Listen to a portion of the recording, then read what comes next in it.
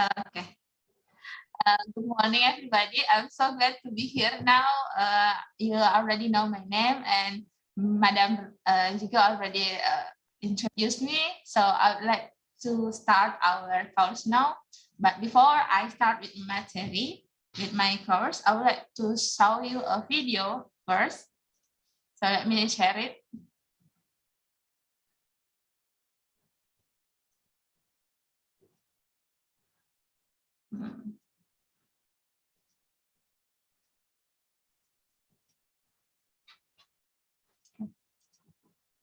Okay.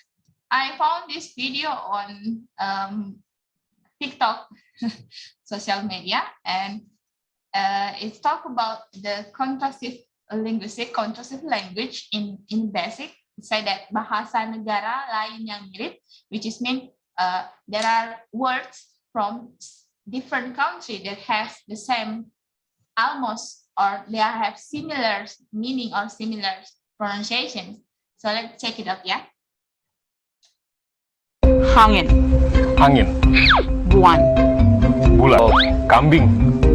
Kambing. Payung. What? Pintu. Pintu. Lima. Baboy. Senjata. Senjata. Kuku. Kuku. Bangsa. Bola. Bawa. Bola. Bawa. Falso. F-A-L-S-O. F? No, it's P. No, it's orang F. Sunda nih kayak ini. It's F. Boneka. B-O-N-E-C-A. Boneka. Sepatu. Sepatu. 2, 3. Bendera. Mentega. Menteri. Garpu. Ya. Asli. Asli. Napas atau nafas. Nafas. Which? Wajib. Kita harus sabar ya, sabar. Sabar. Khatul istiwa. Surprise.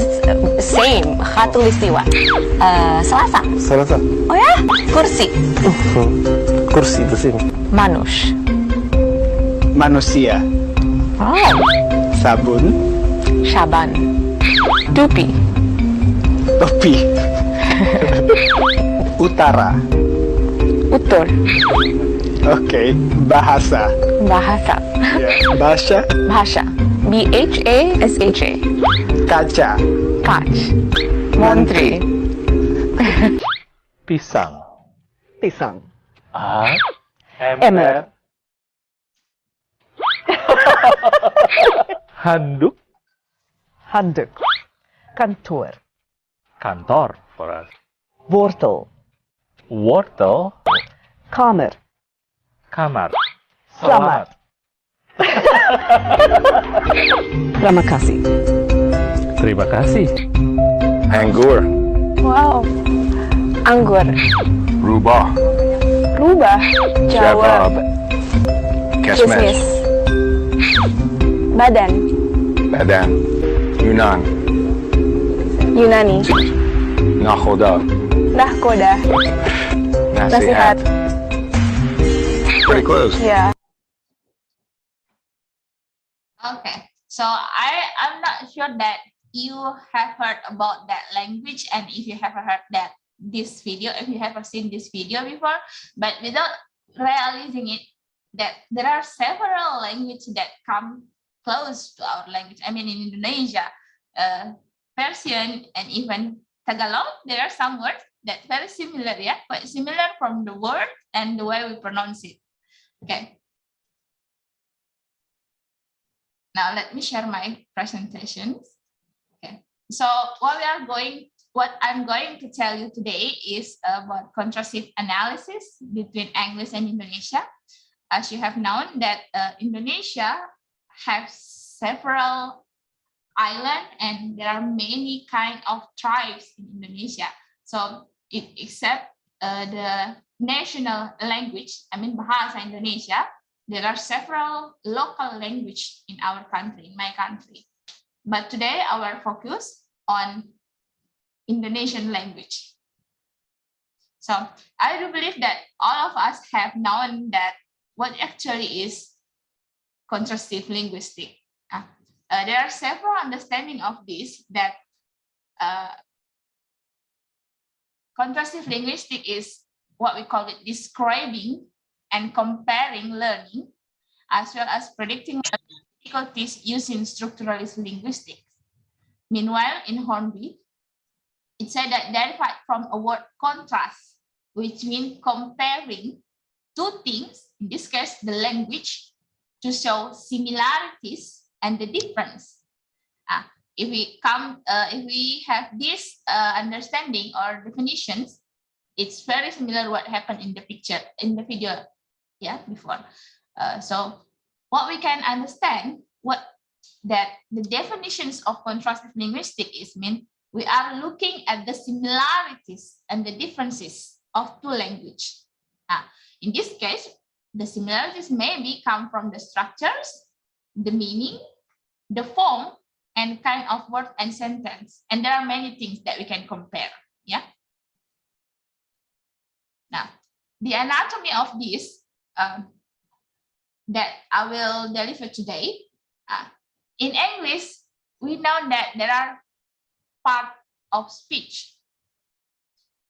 In English, there are verb, adverb, noun, prepositions, conjunctions, interjections, and the adjective. This is the basic of part of speech in English language. Meanwhile, in Indonesia, we have also part of speech. We call it nomina. It's the same with noun. Verba is the verb. Promina, we call it pronoun in English. Kata ganti in Indonesia. Adjectiva, the same with adjective in English. It's kata sifat. Preposisi, prepositions. Conjungsi, that we call conjunctions.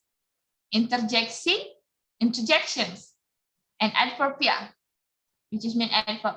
So quite similar, and the meaning also. In English, there are affixes. There are two, prefix and suffix. In Indonesia, we call it imbuhan.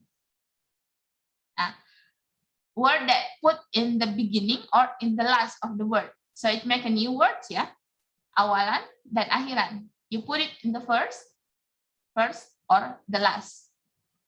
And then the structure of the English, if you would like to make a sentence, simply to put subject and verb.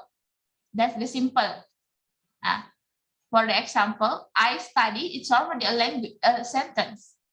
To make it complete sentence, subject, verb, if we put it auxiliary verb, plus object or plus adverb. That's a complex sentence. For example, I eat my breakfast every morning. In Indonesian structure, the same also with English structure. To make a simple sentence, we just need to put subject and predicate. Saya belajar. I study. To make a complete sentence, the same way with the English is subject, predicate, object, or to add in addition is keterangan, adverb.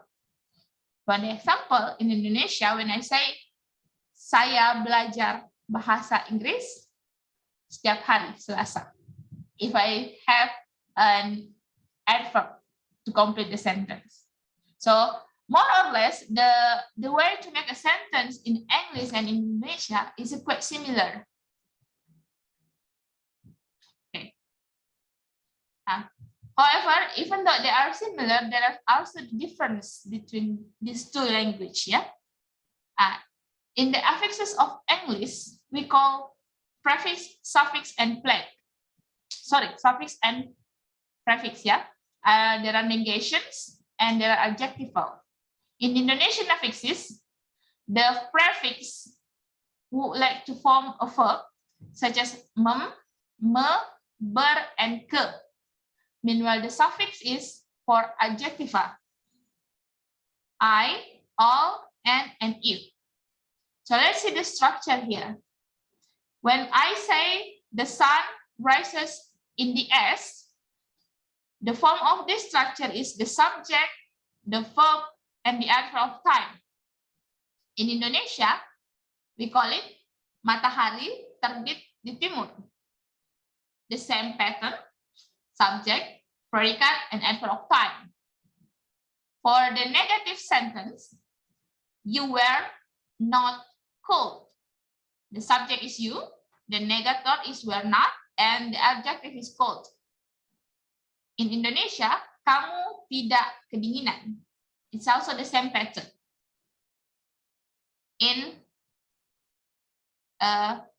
the next sentence, auxiliary, subject, verb, and object is the pattern. Do you speak English? And the next, for Indonesian language, we have WH word here. Apakah kamu berbicara bahasa Inggris? Subject is kamu, predicate is berbicara, and object is bahasa Inggris. Yeah. So for Indonesian language, is prefix was used to form the verb. Manual suffix is to use to form the adjective. So this is the very basics of form of structure in Indonesia, especially in the Indonesian sentence. So they are not that different, but there is also a difference between them. Similar yet different. Yeah. When we say kata baca, baca is already verb, reading in English, but when we say it membaca, it's still verb. Yeah. When we say reading, reading could be a noun and also could be a verb if we make it in the, if we put it in the different tenses. So they are not that different, but yet there is a difference between them. Okay. So contrastive analysis is necessary for students to learn an analysis to language. Indeed, the contrastive analysis improves learning techniques of students in studying a second language. After understand the similarities and the difference, for me, it's English and Indonesians. Using contrastive analysis, it will be easier to speak, listen, write, and read English and vice versa. So this is the very simple example of the contrastive between Indonesian and English, because in Indonesia, as I have told you before, we have local language, which is also could be the second language after Indonesian. The complications of the second language, in this case, our local language, is more challenging if we compare it to English. I do believe that maybe that happened in Tagalog versus English. Some of it is quite similar, but yet so different. Yeah. If we want to analyze more local language, my local language is Buginese compared to English language is very different. Some word could become a verb, some word could become an adjective. But what I told you today, what I delivered today in this course is only the Indonesian language versus English in the more simple explanations. Okay, I think you can, this is my social media. You can find me on email here and Instagram and ResearchGate. If you have ResearchGate, you can find some of my papers on this. Yeah. All right. I do believe that's very simple explanations of contrastive analysis of Indonesian and English. If you would like to ask me some questions, I will try to answer. Yes. Thank you very much, madam. I think I think that's all, madam. Yeah, thank you very much, Ma'am Andy. So, yes, my dear students, and also, Ma'am Andy, I think we can introduce first your students from your end, so that you know, they can at least be familiar with one another. Yeah, we have here, as I said, we have Juan already. and Nurul Asra, Esmatika, Nur Ismi, Jane, and Ahmad Bayhaki. I think there are 5 of them. Yeah, so you know, I do not know how to use breakout sessions so that they can at least collaborate among themselves, and if they have questions, so just feel free to ask questions, my dear Yes. students. I would like to Yes. maybe you can tell me something about what about in Tagalog, in English also. We can share our mind. Yes. Opinion. But today is a very simple contrastive example that I told you, because if I would like to dig more, that means that will be take more time. Maybe if we have more time later on, maybe one of Madam students could tell me about the difference between Tagalog and English. Yeah. Ma'am Andy, may I request you to unshare your screen so that we can go back with our gallery? Oh, sure. Okay, so they can. You may ask questions or Yes, students. yeah. I do hope you understand my explanation. Yes. Thank you so much. Yeah. I didn't know that. When I found that video, first of all, there are several in Indonesian words quite similar with Filipina. I mean, Tagalog language. They're quite surprising. Yeah.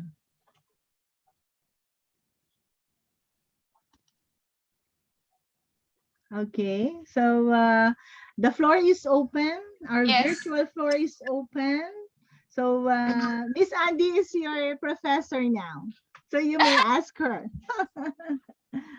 And Miss Andy, you can also ask our students here in the Philippines. So you can call them, or can call our students anyway. Their names are flashed on the screen. Sure, I would like to ask about is there any affixes and suffixes also in Tagalog language? I mean, what do you call it? Affixes. Is there affixes in Tagalog? Okay, anybody would like to answer? Yeah. Maybe Mr. Daniel. Is there any affixes in Tagalog, Daniel? Hi, Andy. Good morning. Hi. We're so glad to have you here in our class today. Yeah. And as per your presentation, it's very interesting to know that the structure of Indonesian language in terms of the syntax, the sentence is similar to the structure of the English language in terms of its syntactic features of the sentences. And I just have this I just thought of this because in Filipino language, in Tagalog, we have this what we call formal or formal and informal structure of sentence. Like when we talk about the formal structure of sentence, we follow the structure as subject, for article, subject, and the verb. Yeah, if I'm understanding. And we have this informal or di pangkaraniwang ayos in Tagalog, wherein we put first the verb and then after which we have the subject. For example, si Ana ay kumain or Ana ate, something like that. That's the formal structure. But we also have this informal or hindi pangkaraniwang ayos in Tagalog, wherein kumain si Ana. There is there is a change, there is somehow an interchange of the position of the words, wherein in the first sentence the subject was first mentioned and then the verb, and on the other sentence the di pangkaraniwan or the informal structure, we have this verb and before the subject. I just want to ask, ma'am, if you have also that the structure in Bahasa Indonesia, wherein you interchange the position of the sentence, but they also mean the same. Yeah, we do have it, Daniel. In Indonesian and formal Indonesian language, we have it. For example, gue enggak. Gue enggak is mean I'm not in English. But it's like gue it's saya, I, enggak is tidak. But we don't have what do you call it? To be in the middle of subject and adjective, but it's the same actually. I'm not, gue enggak. It's the same. Then in formal language, as I told you that Indonesian has many local language. In my local language, Bugis, it's also quite funny, and if I would like to say, if we say that ikan masak, we didn't say it nasu. We say nasu bale. It's changing the position between the word verb and the word nomina, but actually the same meaning. So it's interesting. I don't even if in Tagalog also happen that way. And in Philippines, I mean, the second language is English, or is there another language besides? Actually, we have a lot of languages in our country, but if I am not mistaken, it's official that our second language in the entire Philippines is English. That's the official. It was officially established, I think, due to the influence of the American occupation in our country. So yeah, our mother tongue, our national language is known as Tagalog. Our official second language is English. But we actually are in a multilingual society, especially when you go to different provinces, when you go to, let's say, countryside areas in our country. There are a lot of local, and just to share with you, ma'am, the Tagalog language, local language, actually still has varieties. Like we speak Tagalog this way in our place, but when you go to another place, like for example, as I have mentioned before in our classes, when you go in Batangas, in Bulacan, or other places wherein Tagalog is very distinct, they sound somehow different, but they mean the same. It's just that there are variation. It's just Tagalog. We have still a lot of languages in our country. So yeah, but to answer your question, yes, ma'am, English is our second official language in the country. And also to address your concern a while back, if we have the affixes in our Tagalog language, we also actually have, that's what we call panlapi, panlapi, wherein the unlapi is being placed at the beginning of the word, and then the hulapi, tama po ba ako? Yeah, it's placed under the latter or on the end part of the word. Say for example, the word laro. Laro is play in English. That's and if you would just focus on that term laro, that's a noun. But if you would place an unlapi, a prefix, an affix, a prefix in the beginning of that word, naglaro, that already means a past form of that word in a verb manner, wherein it states that someone has played, something like that. Naglaro. Nag is the affix, affixed to the word laro, which is already in the form of verb, which already states a past an action that's already been occurred. So yeah, we have also that panlapi in our Tagalog language. Thank you, ma'am. Thank you, Daniel. That's very good explanation. As we have told you that Indonesian many tribes. So our first language, our mother language is, our mother tongue is Indonesian, of course, but English is not our second language. Like in the Philippines, it's more maybe 4 to 5 language because our second language is our local language where we came from. For example, in South Sulawesi and where I belong now, there are 5 major tribes in here: Bugis, Makassar, Mandar, Torajanis, and 4. That's it. Bugis, Makassar, Toraja, and Mandar, and they have different language. In each of them, also they have different accents and different jargon in each tribe. When I say I am Buginese, I come from region Sengkang. But in other region, they are also Buginese, but they have a different accents, though the same word, but the way they pronounce it is different. Yeah, that's a very rich what we have in language. One of my students here, I think that he is Ahmad Bayhaki. He is also Buginese, but he came from the other part of the Bugis. He came from Bone and I come from Sengkang. And when they have an accent, they are very soft accents. Yeah, we say Tega Kolao. That's it from Bone. But from us, Sengkang, Tega Ko Jogja. That's it. The way we pronounce it may be the same, but there is what we call it. The tone is different. But some of us say that when we talk to the Bugis in Bone, they are very soft, smooth way to pronounce the word. But different from us, Sengkang, we have a very, how do you call it? Yeah, in Indonesia, called berisik. Our voice is very hard, very high tone compared to the Bone. That's it. Though we are the same, we are Beginese, but there is a difference in it. Yeah.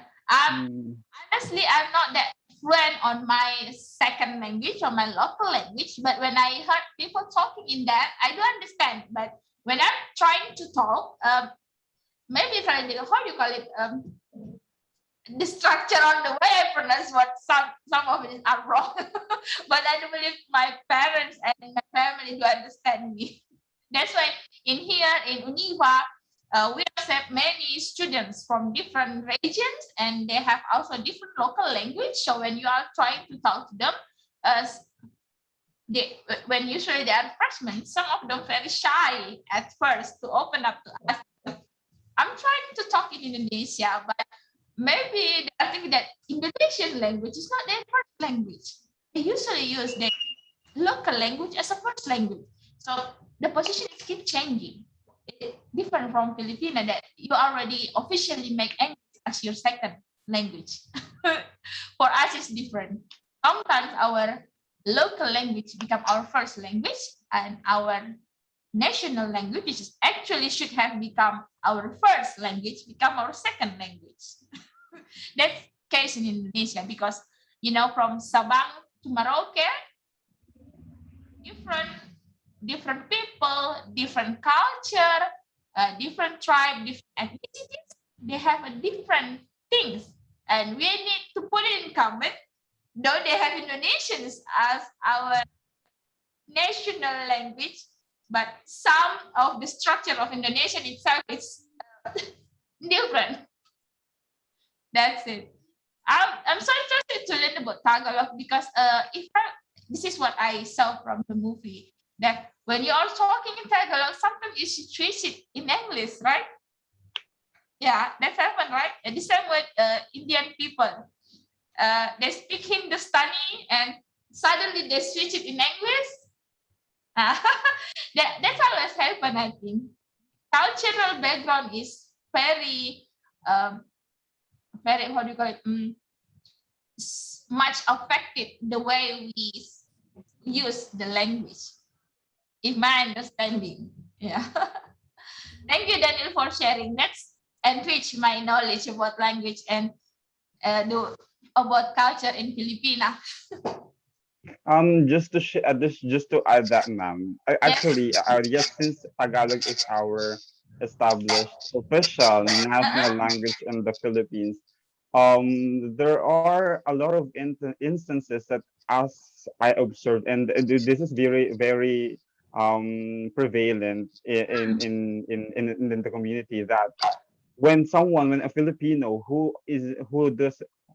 doesn't really speak Tagalog as his first language, his mother tongue actually has the influence how he produces the Tagalog, which is considered as our national language. For example, if you would talk to, let's say, for example, people coming from the Visayan region, that's one of the regions in the Philippines, they sound differently the way I speak. For example, Manny Pacquiao, or the boxing champ, that Boxing is champion. very Yeah, known he is in very the famous. world. Yeah, the way he speaks Tagalog is somehow different from the way I speak Tagalog, because Tagalog is actually not his mother tongue. I That's his, see. yeah. I think he speaks, ano po ba yun? Parang Visayas or whatever. But it's just that Tagalog is actually his other language so that he is so familiar with, that he practiced. That's why even up until this day when he speaks Tagalog, he sounds differently the way native Tagalog Yes. speakers do. And also, so I think the influence that just so when you shared to us that even though you have the same local language, you sound differently. Yes. Like you pronounce it strongly, and then the others pronounce it the other way Softly. around. So yeah, softly, yeah, that's the term. So I believe that that as you have also mentioned, ma'am, the influence of the culture, the influence of how our community Mm, speaks the language, or even our the way the sound is being structured also has something to do with how we produce it. mm. But so long as the meaning doesn't differ from what it is intended to convey, I believe, I mean, it just gives us the idea and understanding that language really is very dynamic, and it's very interesting, fascinating to learn with. Yeah. Yeah, that's why I choose to study language, because it's fascinating. And in my understanding, language is very flexible. You don't have to rule out the language, such as English. You don't need to be an English person to speak English. As long as we understand each other, we can communicate. Same with local language also. Different region, different accents, different way to pronounce it, but we mean the same thing, so we can communicate. That's what makes language beautiful. Yeah. Yes, ma'am. Good. Okay, so much for that, Ma'am Rod. Any other, I don't know, Yeah, giving the floor to our to other participants of this yeah. session. Maybe Thank you, Ma'am there Anne. are, you are welcome, Daniel. I'm so glad to listen from you also. Thank you. Maybe the other would like to share about their opinion on language, on anything that related to our course today. So, Yeah.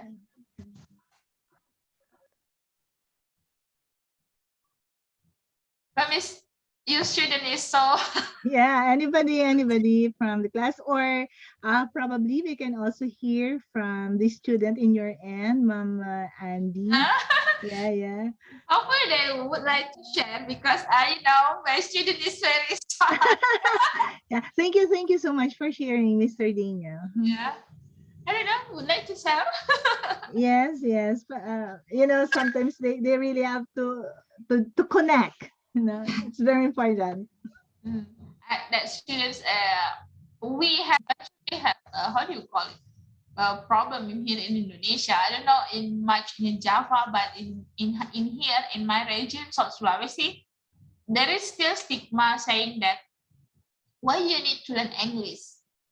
That's not our language. I mean, when you use English to talk in society, that people actually say that, wah, they are pamer just means they are show off gitu. They are showing off their ability.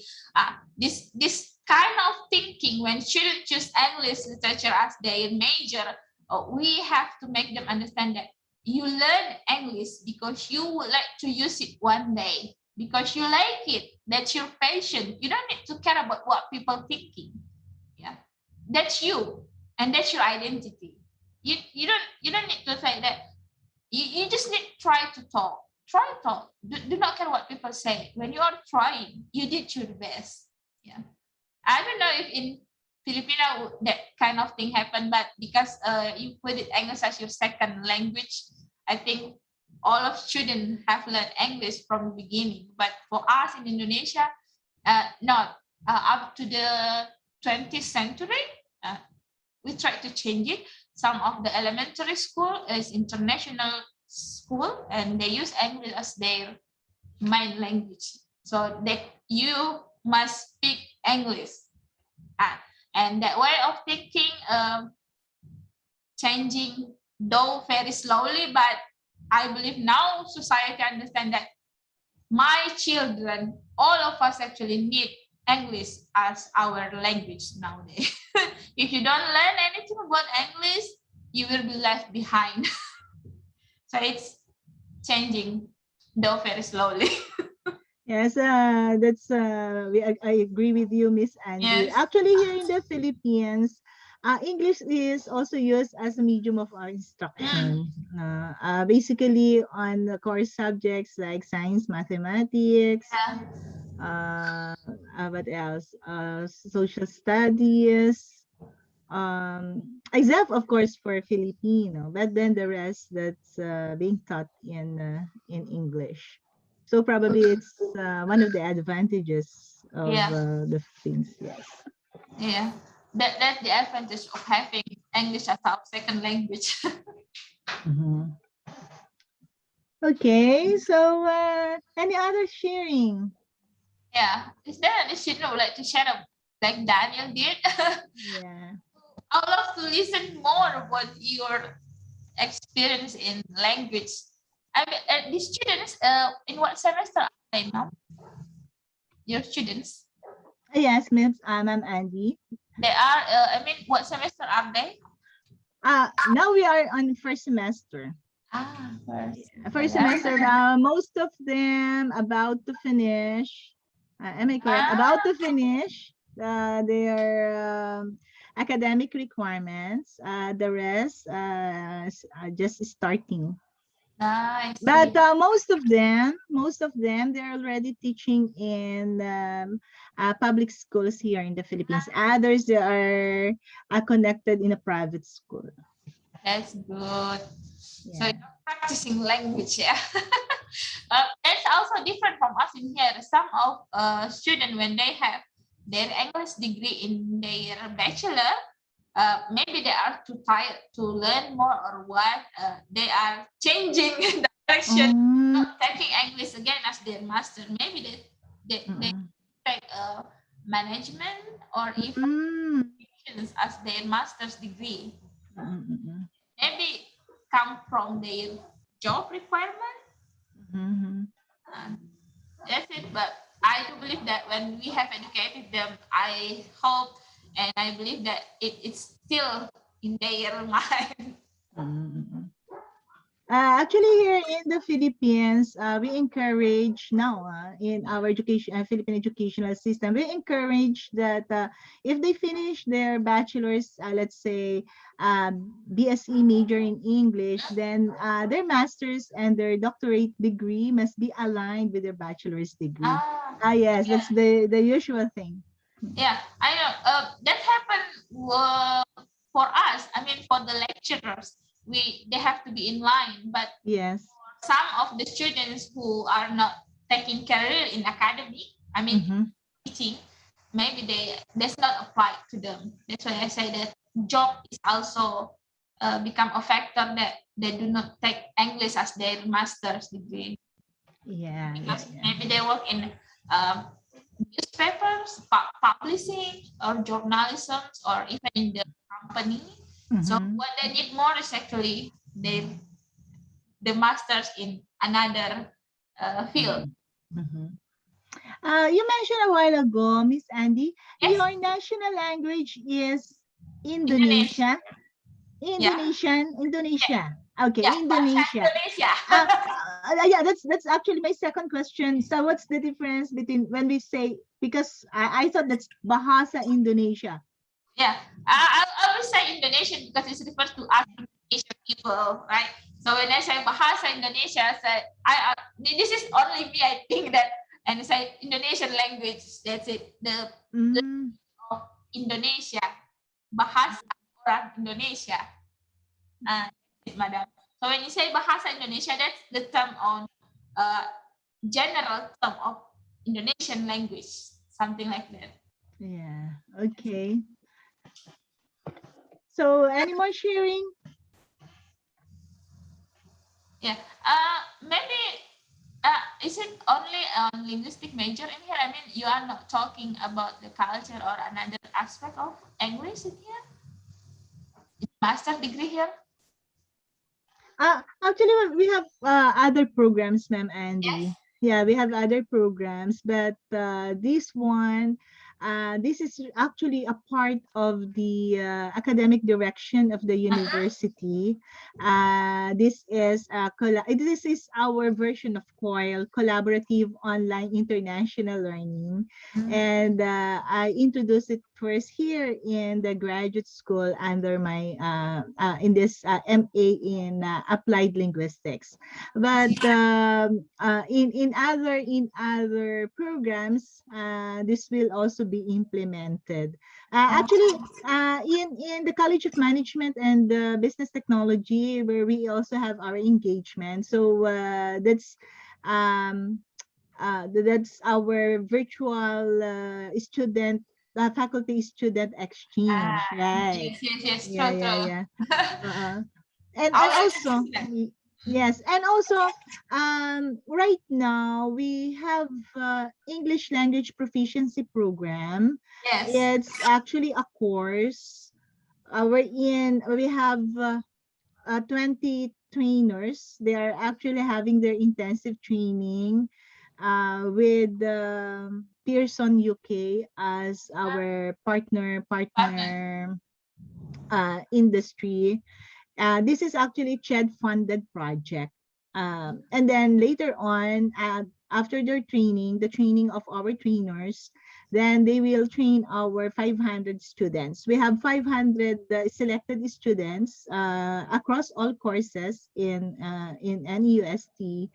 And after the training, they will take the examination, and from there, we can know their qualification, their qualifications level as to English proficiency.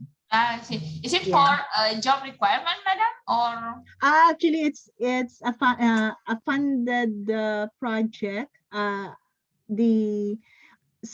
Our state universities here in the Philippines, we are under the umbrella of the Commission on Higher Education.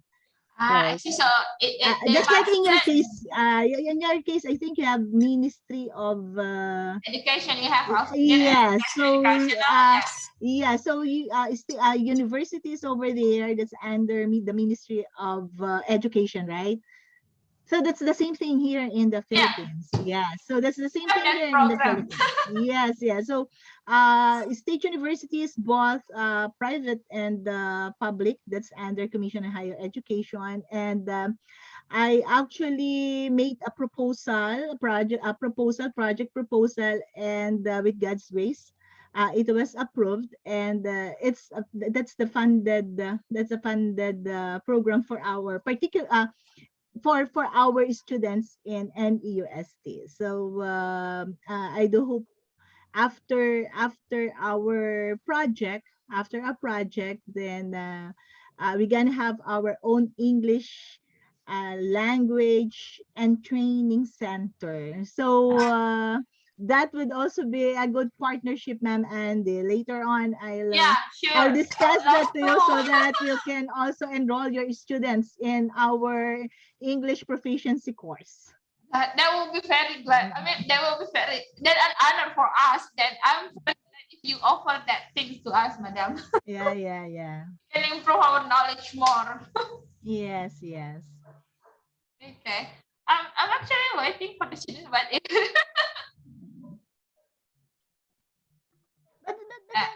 both our Bahasa Indonesia and Tagalog, we also have similarities actually. Yeah. Right? Yes. Here, I think those who are Ilocano, di ba, makan? Makan, yeah. You have makan. Makan, eating. Eat. Yeah. Yes. I think in here also in the Philippines, when we say makan, sino mga Ilocano sa That's inyo? mangan po, ma'am. Mangan. Mangan tamo. That's mangan.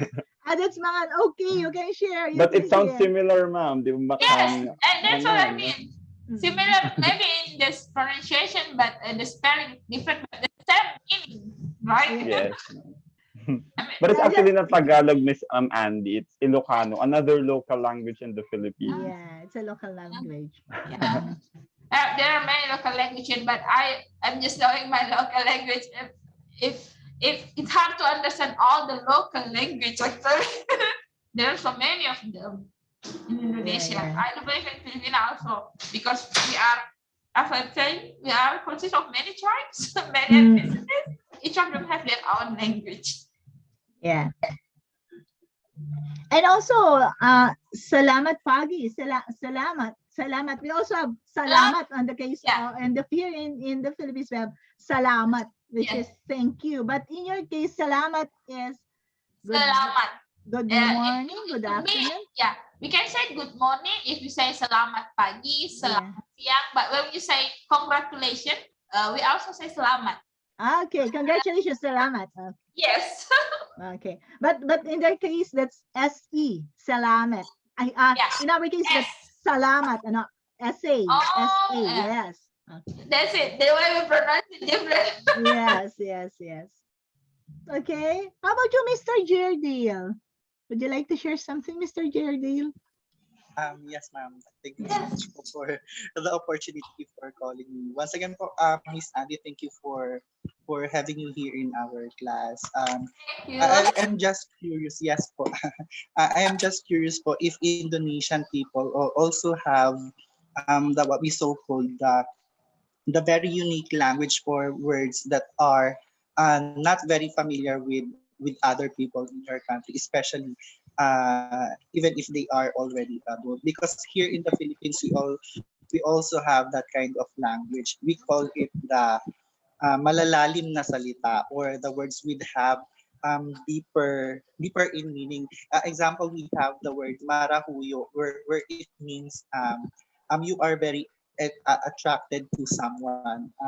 For my question, Ma'am Andy, is there word, or is there word, or are there words in your country that are not very familiar with Indonesian people, even if they are already adults? Yes. Thank you for asking me that. I just remember suddenly. However, as I'm telling you before that, in our local language, in my local language, when Bugis, yeah, tribe, we have a habit when and still practice today that when you are like you like someone in the you are asking the girl to get married, that you have to bring your family. We call it the elders of the family, and they try to propose the girl to the family of the girls. Usually, they use in my tribe Buginese proverbs. But I'm sorry that I don't know how to say it. I don't remember it. In Indonesia, pantun say that apakah in Indonesia saya, apakah anak perempuan Anda belum ada yang punya?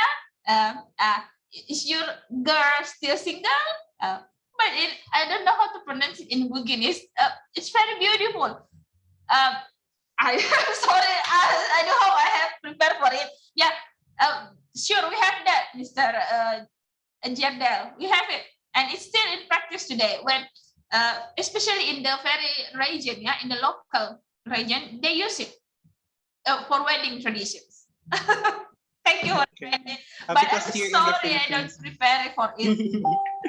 yes, ma'am, I understand. Yeah. So that's why we have this what we so called the dying language. I don't want to Yeah. call it dying language, Yeah. but it's going to be there. Yeah, no people use Yes, it. po. Going to the extinct, like Latin. Yes, yes. Because we believe here in the Philippines, we believe language is very innovative. Yeah. We innovate language. My other question is, ma'am, is there words in Indonesia that doesn't have, or that don't have equivalent in English? Example, we have here in the Philippines, I believe, electric fan. Are you familiar with electric fan, ma'am? Miss Ma'am Andy? What was it? I'm sorry. Electric. Electric fan. Oh, electric fan. Okay po. Yeah. I believe po here in the Philippines, we don't have the Tagalog term for electric fan. In Indonesia, do you have words that are not having equivalent in English language? Yeah. Do you know how do you call it? Yeah. In Indonesia, we call it menjinjing, or in English, putting something on your head. I don't know if you have seen, you have been to Bali, and you see women in there. I've been putting there, ma'am. something- I've been there, Ma'am Andy, in And Bali. if you Yeah, I've been there. I believe that you see that a girl always put something on their head. It's like a hat. Yeah, it's like a hat. Then we call it in Indonesia menjinjing dan menjunjung. Or Oh, manjunjung and manjunjung. You Yeah. remember that? There's students. But there is- Manjunjung and manjunjung. Yeah, there is no English equivalent for that. We can say that a girl put something on the head, Oh, okay. but there is no exact word that we call menjunjung or menjinjing in English. No, there is not that word. Yeah, something like that. The terms we did it, but there is no equivalent words in English, so we have to explain it very carefully. Yeah, I mean, there's also maybe some in the way there are some when we are cooking. There is some in that only people who cook that food know the term. But when we are trying to equivalent to find the similar words in English, there is no word. So we have to explain what you did step by step. That's it, Mr. Jagdel. We have that word. Again po, Ma'am Annie, thank you so much for sharing your thoughts. Thank you for your question. Once again, also. this opportunity for us, having you here in our class is a great chance for us to have some view on the culture of Indonesian people. Yeah. Thank you once again, po, Ma'am Thank you Annie. also. You're welcome. Thank you, Mr. Jardale. Ma'am Andy, you mentioned a while ago that something to do with when before the wedding. Yeah. Okay. Is it also your culture that you have fixed marriage in Indonesia? Yeah. Oh. Yeah. You can't just say that. I mean, the man proposed to the girl. Mhm. No, not only that. I mean, the couple when they say, "Oh, I already proposed to her. Let's get married tomorrow." No, first when you ask the girl, and after that you have to ask the family, the hands of the girl through the family. So the man have to bring the main family of him to ask for the girl's hand again. And after that, they prepare the wedding. There are several steps, and I believe that was in general, but in every tribe they have different way also. So every tribe have their different way of wedding. In Bugis different, in Bali different, and in Java or Sunda or even Betawi, they have different way of wedding and asking for the girl's hand. Yes, that's it. Okay. And as you remember also, religions have different, and the way they wedding also different based on the religion. Okay, thank you for that, Miss Andy. So, okay, may I hear Miss Agnes?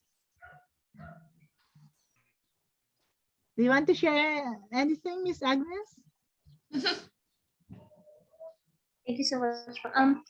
I just got curious po with those words that just like Sir Dales told a while ago that there are some or more words that don't have translation or equivalent word in English.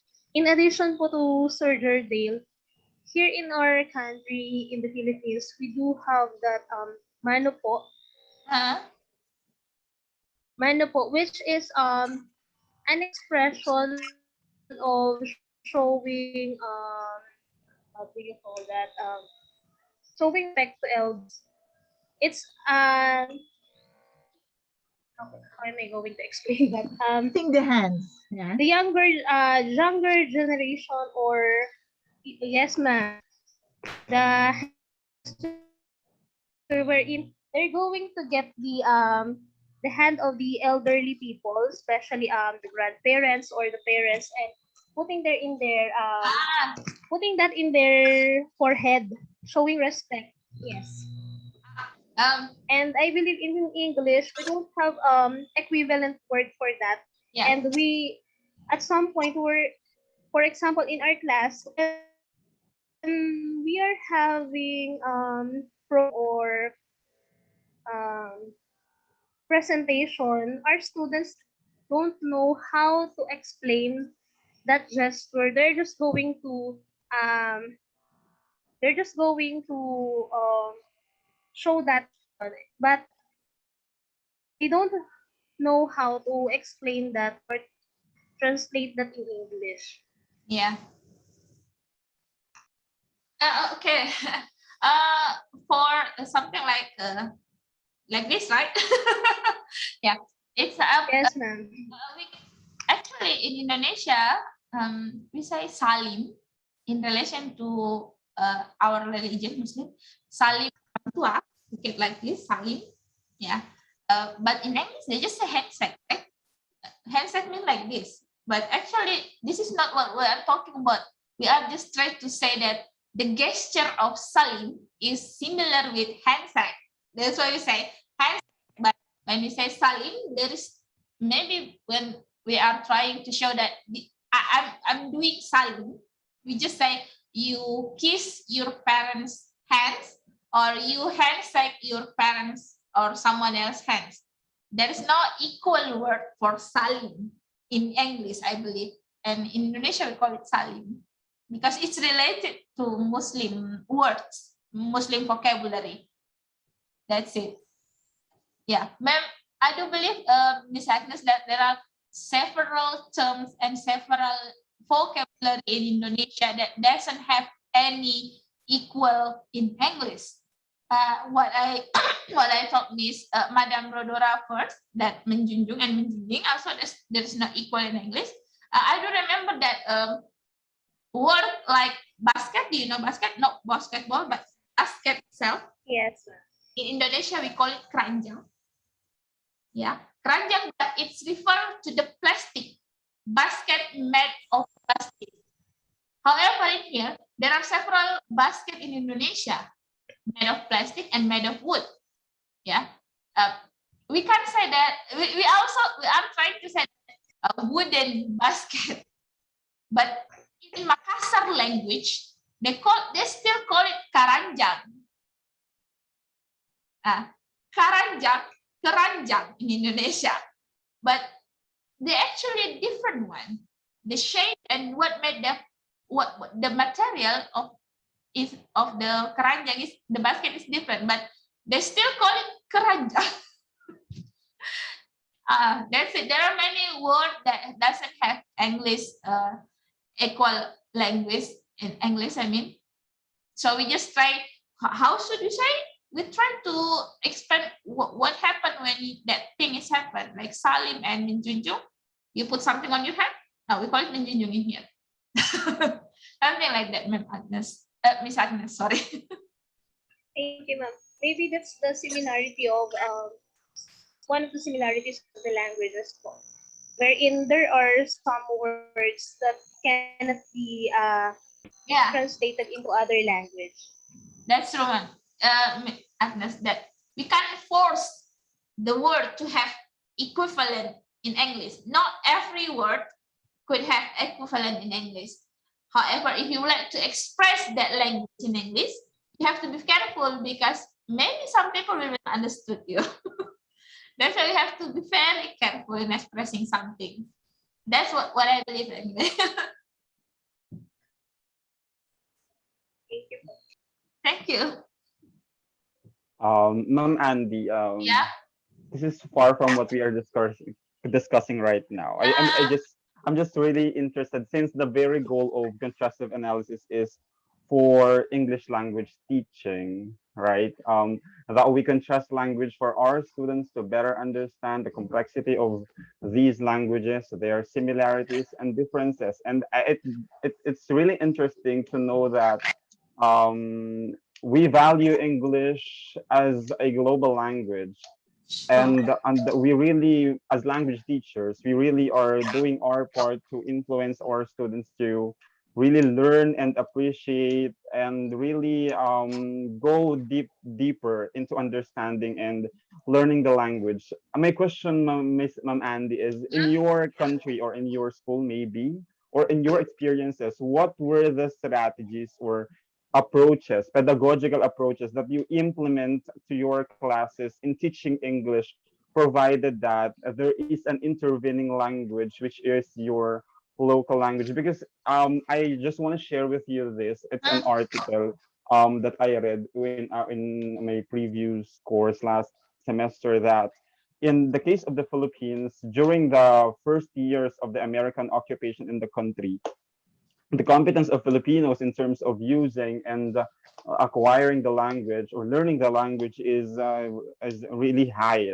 Like there could be what do you call this, compete with native speakers, that they really show these utmost competence of using language, provided that that is not our native language. There is also a justification that at the passing of years and generations, the way we teach the language varies. I mean, since the way we teach language varies, the competence of the students who are into learning the second language, which is English, is sadly declining. So, it was stated there that during the first generations of the advent of English language here, the teachers were Americans. They used the direct instruction, right? And then at the passing of time, since the establishment of Tagalog as our national language, and we have this notion of establishing that English should be taught as the second language, there was a really visible evidences of that the competence of Filipinos is seemingly declining. So, and we use there somehow the grammar translation method, and I mean our way of teaching language varied from how it was taught in at the first generation. So my question here is again, what are the approaches and strategies that you employ when you teach English as a foreign language or a second language maybe in your country, provided there are intervening local languages in your community? Thank you, Daniel. Yeah, it's very hard that to change someone's mind to learn something new, and it also happened to me when I first learned about language. And I'm trying to change the people's view and even my close family. But thank God that my parents, I was born with the kind parents that they let me do what I want. When their friends' children would like to be a doctor, but I said I would talk Bahasa department when I'm in high school, and people said that why should you take Bahasa department? Why don't you take science department? That would be fine. What do you get when you learn Bahasa? And I honestly, maybe this is my principle since I was young, that I don't like to learn something that I could conquer. I don't like to learn something that I could apply in my life. I don't like to learn something that I don't have any passion on it. That's a very young of me, the young version of me. And that's what I put on my heart. I built my confidence that I need to learn English. If I could speak English and they couldn't, then I'm the winner, right? No matter what happened, I still have something that they don't have. That's English. This thinking and this principle, I tried to apply to the students when I was assigned on kindergarten apply groups. That's my first time of facing children in here. As I told you that Indonesia has many ethnicities. I worked in there for about 3 or 5 months before I continue my master's. The parents came from a good family, from the upper class, and yeah, they don't care what people thinking, and they are Chinese.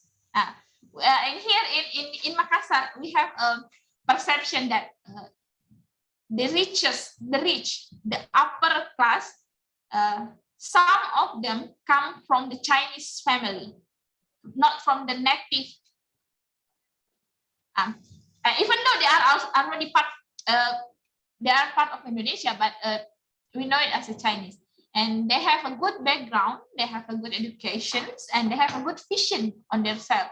So they have thinking that my children need to learn English. That's a good thinking. However, if we look at the other regions, because I'm in Makassar, the city, the big city in South Sulawesi, but when I saw in my region where I was born, where I am come from, my village, not all of them have same way of thinking, but they actually have a good background. I mean, they are rich, but their thinking is still left behind. That I don't need my children to learn English. I don't even need them to finish their high school. When they have finished their elementary school, that's enough. And after that, especially for women or female or girl, you finish your elementary school, we can find your husband. It's about time you get married. You don't need to continue your junior, senior, and even you don't need to get a bachelor degree.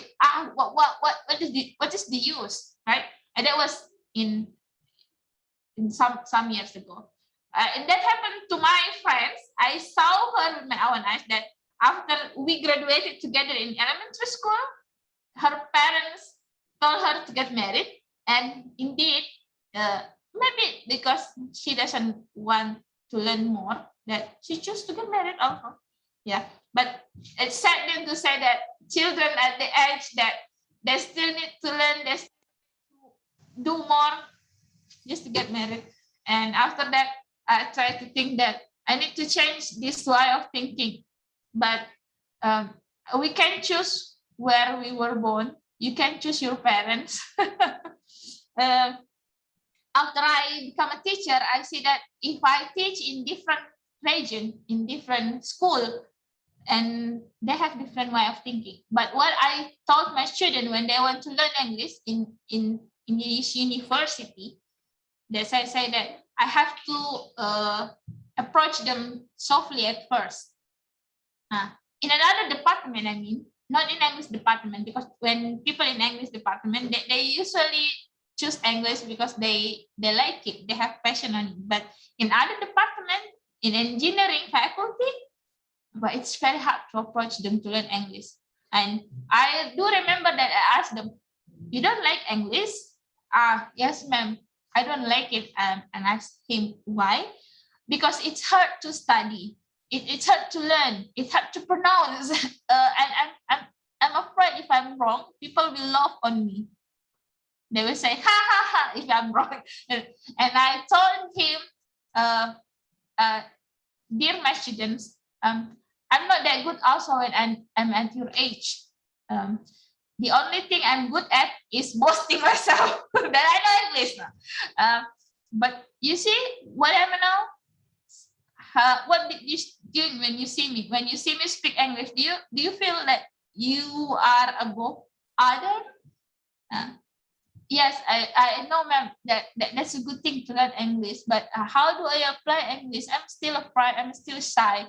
And I just told her that maybe this is only me, that I told the student to just don't listen to anyone when they laugh on you, when you are wrong in saying English, in mispronounce a word. No, don't listen to them. You are you. You don't live with people expectations. What you should believe is yourself. Yeah. And thank God that after we have that kind of session, curhat session, he tried to open up, and some of them also tried to open up. And I believe that at the end of the class, they could finish nicely. And even though maybe in the next semester they will forget me or they forget their lesson, but at least at that semester I have tried to reach them and they try to respond me kindly.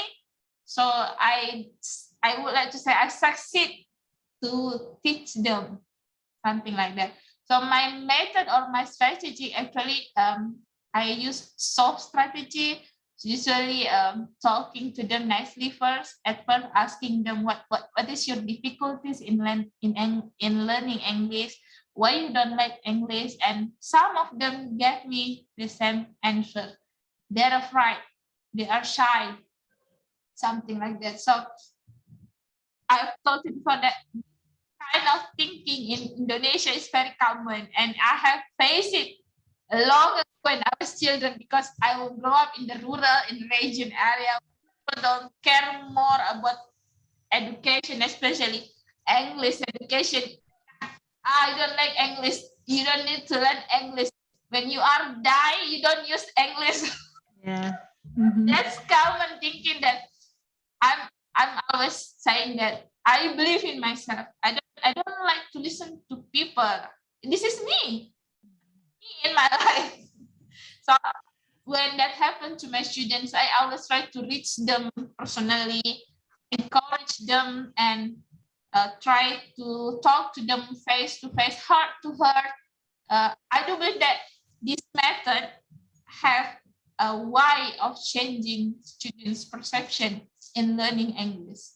That's my belief, and I still do that, even though I can't embrace them all, but at least some of them, I succeed to embrace some of them. So they would like to open their heart and their mind, because my beliefs also saying that if you don't like something, try to change the heart of that people first, and then if you are succeed, and it will be very good in the future. I mean, softly it will come and they will accept it, and inshallah at the end it will be fine. I think that was mostly of my strategy, Daniel. That's what I did in my classroom. I tried to embrace them one by one. If I couldn't embrace them all, at least half of them, something like that. Yeah, thank you, Ma'am Andy. Thank you. Actually, that's very true, ma'am, because when I was in my high school years, I wasn't actually so good in English. I'm actually more of the Filipino language. I was part of the journalism team when I was in high school, but I was not really into English. I found it very hard to study, to understand, to speak.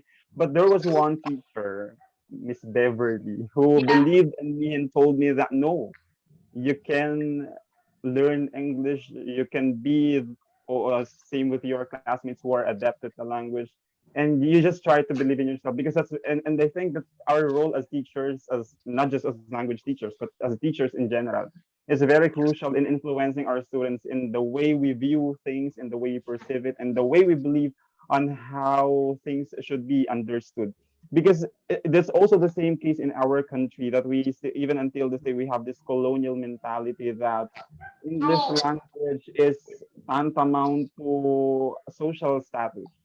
That when you are into speaking the language, meaning you are in the higher stratum of the society. And also we have this belief or a common notion in the community that when you speak the language, you are intelligent, something like that. That's why a lot of students, even in my experience, are really hesitant to learn the language because they believe that they cannot make it.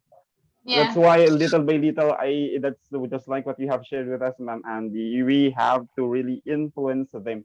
In my classes before, a lot of students are hesitant to speaking in English because their classmates would laugh at them and they would say, "Oh, wrong grammar. You're speaking it incorrectly." And then the challenge to these students who mock their classmates was, if you find them committing grammar lapses or whatever it is, you correct them, you teach them. If you find it wrong, then educate them, and then they will just shut up. Them. because you can't judge them. Because their intention, I think, is just to mock their classmates, but not to insult their classmates. And it's somehow demotivating because I experience those. So I believe, as what you have shared with us, Ma'am Andy, it's not just about of a certain teaching strategies or approaches, but it's more of carrying ourselves and showing to our students that we are actually making it, that we were once struggling with the language, and language is just a medium of instruction, a medium of communication, and we are here imparting them what we know. That's what I got Yeah. from. Thank you, ma'am. Thank you, Danielle. Thank you so much. Thank you so much, Ma'am Andy, Thank for you. sharing that. I think we can still accommodate 2 to 3 insights. May I hear from Miss Judy de la Cruz, because Judy, Yeah. she's she's the earliest. What to join us She's the today, earliest Judy. right in the Zoom room. Yeah, so let's give her the time and privilege. Yes, Miss Judy. Hi, Judy. Hello po, ma'am. Good morning po once again. Ma'am, I was amazed because there are words that have different and similarities, especially when it comes to stress and diction. Actually, ma'am, there is a question that catches my mind. Sure. Yes. In our country, there are some variations in Tagalog. So, we have this word sitaw, which is string beans in English. I don't know if in Indonesia there is a string beans there, which is a vegetable, one of the vegetable here in our country. And then, but if you're going, we call it sitaw. But in other countryside, just like in Nueva Vizcaya, they call it utong. But if you're going to, but if you are unfamiliar with that term, you will think it means nipple. And if you are not Ilocano, you will ask what it is. What is utong? You will think na maybe it's nipple. You might be having miscommunication. So my question, ma'am, is there are some instances that there are some words in Indonesia that has different words and meaning in other countrysides po? Okay. Different meaning, different. I'm not sure, but I think there is. However, I can't show the example. But mostly, I think some of them have equal, but some of them are not. When we say, let me show you. Let me tell you that beans you are talking about. There are many beans in English, right? Green beans, peanut, red beans. But when we say green beans, in English, when we say green beans, let me share screen first. Where is it? Okay, not this one. Okay. When we say green beans, this is what we have it. In Indonesia, we call it buncis, right? But I'm sure that this one doesn't have equal meaning in English. That's it. Maybe because of it's stinky. We call it stinky beans. Stinking beans, yeah. But Judy's question is something that that's different meaning in Indonesia, different meaning in English. So far, I haven't heard Judy, but if I found it later on, maybe I will tell you. Yeah, but do believe that there must be something on it. Indonesia have a habit. There are when it doesn't have any equivalent in English. They will try to point out a characteristic that can be shown as a part of that thing. Say salad. There is not English for this fruit, salad. But the skin of that fruit, the outer skin of that fruit, it feels like a snake. I don't know if nowadays they accept in English that snake fruit. I'll show you. I'm not sure if they already accepted, but let me see here. Salad. This is it. The skin is look like the snake's skin. Long ago, people don't call it snake fruits. But I believe nowadays, when you are talking to foreigner and say that I have a snake fruits, maybe they understand this is what they mean. But long ago, there is no understanding about salad, about snake fruit. There's no word snake fruit at long time. But nowadays, I believe it's already acceptable in English. Salak. Salak. Yeah, salad. Is there any salad in Filipina? I do not know if that is lychee. Parang similar po rin siya sa yantok. Yes, ma'am. Similar po Sayantok. sa yantok. Yes, Opo, yes, yung maasim. similar sa yantok. Yeah. Oh, yeah. Yung maasim. Yeah. Yeah, that's it. And long ago, there is no snake fruit, but nowadays, when you say snake fruit, they will refer to salad. Say Indonesians have that habit when there is characteristic of the thing, they are trying to find the right words to express it. But some of them we really can't find the right word. So yeah. Judy, if I found what is different in English and different in Indonesia, I'll tell you later on. Yes, yes. So yes. Thank you, Miss Andy. So may I hear from Miss Elaine? And Thank you, next is Ma'am. Mr. Ram. Okay. Thank you, Ma'am Rhoda, for the opportunity. And good morning po, Ma'am Andy. Morning. Thank you for attending today po and helping us. I'm just wondering, Ma'am, since you mentioned a while ago that you teach kindergarten before. Yeah. Yes po. I'm also a teacher of kindergarten po Ah. here. I'm just wondering, Ma'am, how you teach the kinders how to read po? Do you also use audio visuals? Do you also use videos to teach them the meaning of the letters? And also, do you use sounding system in the Indonesia so that the kids become familiar with the meaning of the symbols like the alphabets? Here in the Philippines po kasi we use sounding because we believe that hearing plus seeing or symbols plus audio equals recognition of the letters, or it will enable the kids to remember the sounds and it will help them to read much faster in coming days. How about in Indonesia po? Yeah. Thank you, Miss Elaine. Thank you, Yeah, ma'am. I taught in kindergarten in 2012. In that school, I could say that it's a very modern and international school. They have to, how do you call it, mentoring us as the teacher before we going to the children directly. And yeah, I do believe that we use audio, we use visual, and we also use another method to teach them. My class at the time is about the students around 3 or 4 years. They don't directly learn how to read, but we do have to teach them in recognizing the alphabet, Miss Elaine.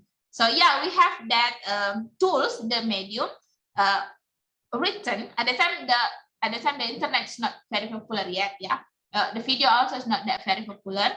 But what we do, we have cards with alphabet, and what that alphabet could represent in animal, in the things, plan on something else. And we also have singing sessions. A singing session is represent the alphabet, represent the name of the animals. Yeah, so at the time I did it in that school, but it is in 2012. But I do believe nowadays it's more sophisticated. The technology is more sophisticated, and some of the school, when I visit them for a research or for community service, they already applied more visual, audio, video, book, and even something they encourage the children to make their own scrapbook. Yeah, so when the teacher explain about numbers, the students have to write down the number itself and how to write number. For example, 1, how to spell 1 in the word and how to write number 1. And after that, when they did it, and when the students succeed, and they have to give them a compliment. For the small children, I believe compliment in the form of the words and in the form of the gift is something very good and influence the children to learn more. And because if we compliment them, they will think that I did well and I could do more than I could also collect a gift from my teacher. So yeah, what you have told me, and I believe it's already applied in here also, especially for the school that have a international standard. They already applied more, I believe. Something like that, Miss Elaine. I do have that answer your questions. Thank you, ma'am, for your answer. Thank you. I actually have another question po, but it's far from my first question. I'm also wondering po about, you mentioned also about the wedding tradition in the Indonesia. Do you also have these kind of songs like what we have here in the Philippines? We have po kasi the Diona or the Awit sa Panliligaw or Kasal. It is a song about wedding, and we also have a Kundiman, a song for love or courtship. So do you also have these kinds of song in Indonesia, and what is the language, what is the kind of language they are using in constructing those songs? Because here in the Philippines, men use figurative languages or deep words just to catch the heart of the female. Yeah. Very great. Thank you. I'm not sure about the song, but I have told Mr. Jardel that there is this words, beautiful words in Indonesia. We call it pantun, and indeed they use figurative language to express their intentions, maybe to ask for the girl's hand. But there are several songs that related to the wedding. I'm sure in Bugis we call it Mapadenda. There are so many things about that, Miss Elaine. Asking for girl's hand, broken heart, broken. There are many kind of songs. But I do believe in Bugis, if it is related to wedding song, modern, yes, but traditionally they don't use song to touch the heart of the girl. They have this beautiful word, pantun. I can't express it. I can't tell you because I've said that though I'm Buginese, I'm not that familiar with my local language, especially in this kind of term, because the only people who know more about this is the elders of the family. My generation, we call it, because I was born in 1990s, I'm already millennial. The one who know more about this is the colonial people, the colonial generation. They know more about this. Though I learned about this thing in elementary school, but we didn't learn more about it. This is very how do you call it? A cultural heritage, actually. I have heard and I have seen some of them, but I'm not sure. No, I'm not sure. I believe that I couldn't tell you nicely. Yeah. I'm not sure how to pronounce it. I'm not sure what is the word. But yeah, we don't have that song, but we have pantun to convey the meaning, the intentions of the man to the woman. Something like that, Miss Elaine. Thank you so much, ma'am. Those informations are very rich. Yeah. Thank you, Miss Andi. Thank you, Ma'am Elaine. So we can have the last one. Saran, would you like to say something, Saran? All right. Hello, Ma'am Andy. Hello, everyone. Yes, hello. Okay, so let me go. Let me go back to the YouTube that you have shown us this morning. I didn't see the Dutch language having equivalent language with those words from the Indonesia. Yesterday, I came across an article about Indonesia having once been colonized by the Dutch people Yes. in the 1600s. Yeah. So my question is there a big influence of the Dutch language in the Indonesian language? Because I didn't see it in the YouTube, or maybe I was not really paying attention that much. Okay, so that's my question. In the same manner as the Hispanic language have a heavy influence on the Filipino language. Okay, what about that, man? Okay, thank Yeah. you. I believe there are some of it, but let me find out first. Let me see my notes, if you don't mind. Yeah, there are some of actually happen in the term of Indonesian vocabulary that come from the Dutch. For example, Indonesia, we call it atmospheres, and we have also in English, right? And it's also come from the Dutch language. And gravity, meteor, cholesterol. Yeah, some of them actually come from Dutch, and we have quite similar in Indonesia. So it's though we can say that I'm not 100% sure that Dutch having influence in Indonesia, but it still leaves some vocabulary for us in Indonesia to recognize that it comes from the Dutch actually. Yes, something like that. But maybe compared to language, maybe cultural heritage is much more than language. Although I am not sure that I can explain more about that thing. Maybe I have to read it first. Yeah, but what I'm sure is there is still fragment of Dutch in Indonesian in language and in cultural also. In Buginese, we have this traditional clothes, call it baju bodo. Some people say that it's also left behind. It's made of what Dutch leave behind for Indonesia.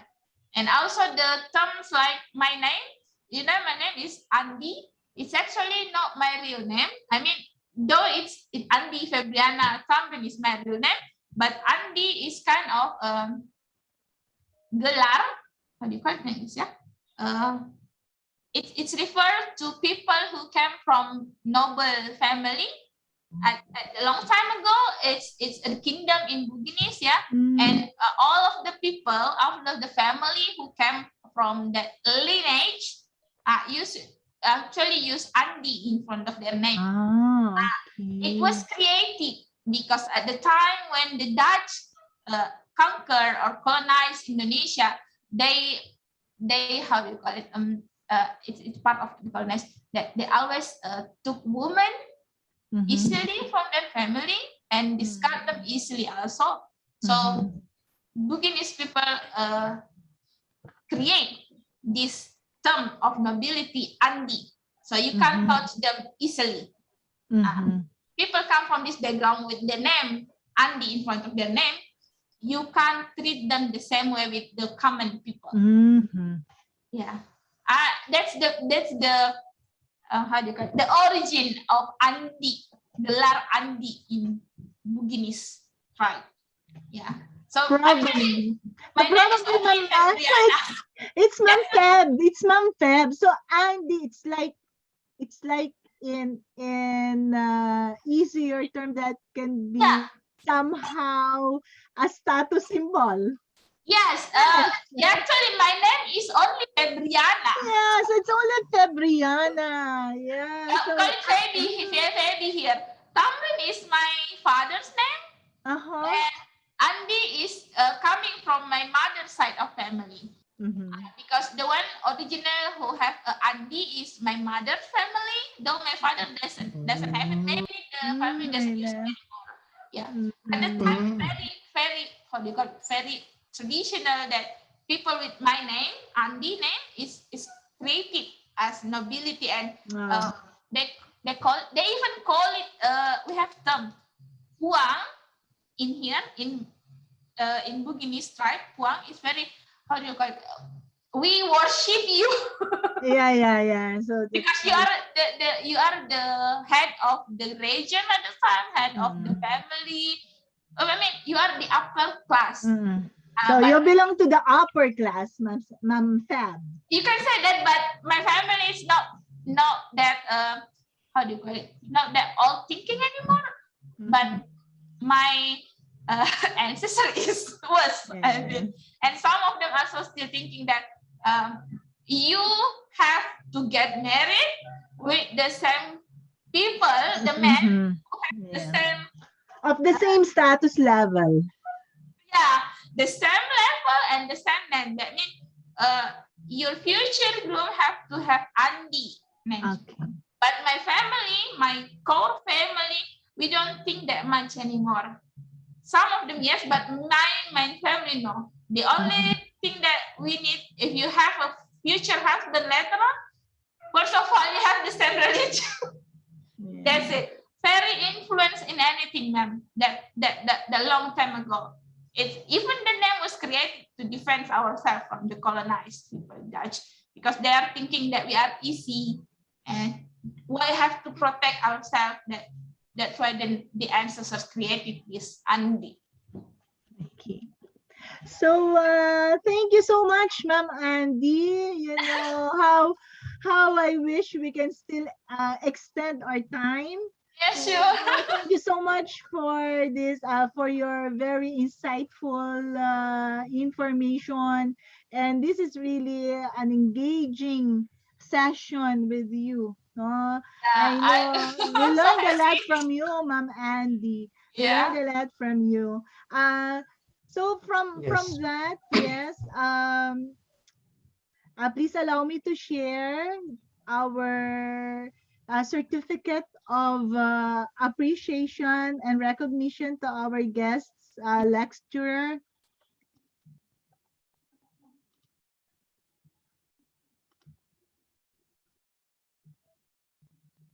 Salamat, Ma'am Andi. Okay. Sorry.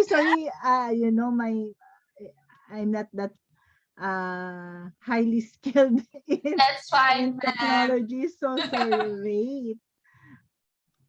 Paano ko ito tataas, my dear students? Ganyan lang siya? Okay, anyway. Thank you, Ma'am Andi. So the graduate school in partnership with Universitas Fajar, this certificate of appreciation and recognition is hereby awarded to Ms. Andi Febriana Tamrin, Head of English Literature Department, Universitas Fajar, Indonesia, for having served as guest lecturer in the contrastive analysis subject under collaborative online international learning program, given this 16th day of October 2021 at the Nueva Ecija University of Science and Technology, Cabanatuan City, Philippines, signed yours truly, Rodora R. Hugo, Vice President for Academic Affairs. Thank you so much, Ma'am Andi. I'll be sending this via email, Ma'am Andi. Yes, thank you, ma'am. I'm so happy to be discussed. I'm so happy to share my knowledge to the student and to mom also. Hopefully we can collaborate later on again and we can share anything that we can learn together. Yes, and next time, Ma'am Andi, we can have the breakout session so that our students, they can really share culture. No? Yeah. Next time we'll do that. May I ask everyone to please open your video for photo op?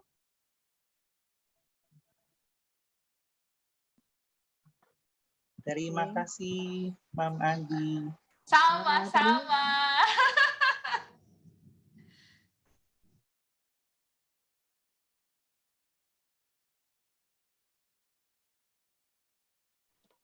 Our Indonesian students, would you like to open your video so that we can see you?